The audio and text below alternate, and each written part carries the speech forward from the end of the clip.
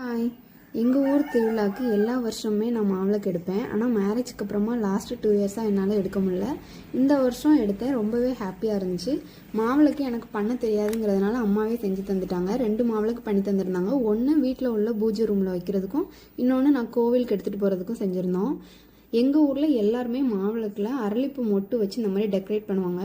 அதனால் நானுமே எனக்கு தெரிஞ்ச மாதிரி பண்ணியிருந்தேன். கீழே உள்ள லேயர் ஃபுல்லாகவே ஒரு பெரிய மொட்டும் அதுக்கப்புறமா ஒரு சின்ன மொட்டும் வச்சு வரிசையாக வச்சுருந்தேன். அப்புறம் மேலே உள்ள லேயருக்கு மல்லிப்பூ மொட்டும் அரளிப்பூ மொட்டும் மாற்றி மாற்றி வச்சு ஃபுல்லாக ஃபினிஷ் பண்ணிட்டேன். பார்க்கும்போது அவ்வளோ சூப்பராக இருந்துச்சு. அப்புறம் வீட்டில் பூஜை ரூமில் வைக்கிறதுக்குமே அரளிப்பூ மொட்டு வச்சு எல்லாமே டெக்கரேட் பண்ணி முடிச்சுட்டு இதை செஞ்சு முடிக்கிறதுக்கே 2 மணி ஆயிடுச்சு.